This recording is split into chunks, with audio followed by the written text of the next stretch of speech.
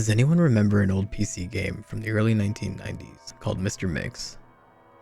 It's mainly a typing game, similar to Mario Teaches Typing, where you have to type words into a box to make the chef, the titular Mr. Mix, put ingredients into a bowl.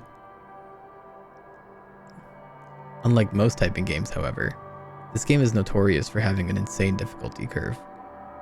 The game has a words per minute requirement for each level, being as low as 10 on level 1 and as high as 85 on the third. By level 5, the requirement reaches over 500, effectively making it impossible to proceed any further. One of the main things that people noticed about the game immediately was the background music. The music on the first level was an unsettling pattern of growls that got progressively louder as the level went on, often causing damage to early computer speakers that were not designed to handle extremely high volumes of sound.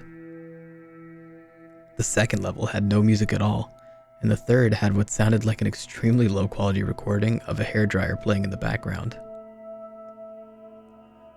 The remaining two levels had an extremely loud, high-pitched ringing throughout the level that caused severe eardrum damage to those who managed to get that far. Another rather disturbing aspect of the game was the design of Mr. Mix himself. He was a large, round-faced, overweight man with large, beady eyes and red spots on his cheeks. Most children who played the game reported having vivid nightmares of Mr. Mix speaking to them in a quiet, raspy voice and threatening them to keep quiet about something. However, none of them could remember exactly what that was. One psychologist who saw many of these children reported being disturbed by the sheer amount of terror on the faces of children as they recounted the details of the nightmare. Many of the children broke down into tears in the process, begging for their parents to save them. However, no direct relationship to the game itself could be determined by these few cases, as not all children suffered the same adverse effects. For obvious reasons, this game did not sell very well. It remained in relative obscurity until a few years ago when PC hackers got a hold of a copy of the game and started digging through it.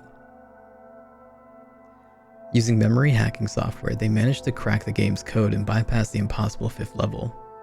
What they found, however, was extremely disturbing and caused many of them to quit the expedition altogether. According to the reports these hackers left behind, the game behaves very strangely if the 5th level is bypassed. The game crashes violently and closes, writing a bunch of files to the user's System32 directory to the point that the RAM was almost completely filled.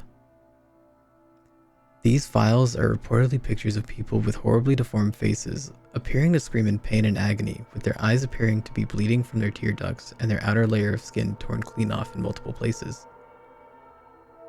If the user attempts to delete these files, the computer will violently crash and blue screen, causing permanent irreparable damage to the user's hard drive. The hackers found that this was caused by a lone byte in the game's ROM that triggered when the 5th level was completed.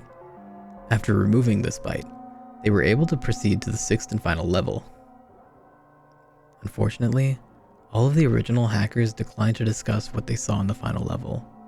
All of them became extremely paranoid and reclusive, refusing to talk about anything related to the game and showing astonishingly extreme symptoms of post-traumatic stress disorder.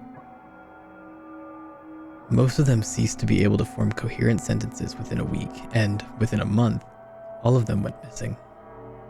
All remaining copies of the game were destroyed. To this day, no one knows what was in that game that caused them so much psychological damage. Maybe it's better that way. 2 years after this incident, a man was arrested after trying to kidnap an 8-year-old girl from a grocery store. Through DNA and fingerprint analysis, the man was identified as one of the original hackers who viewed the final level of the game.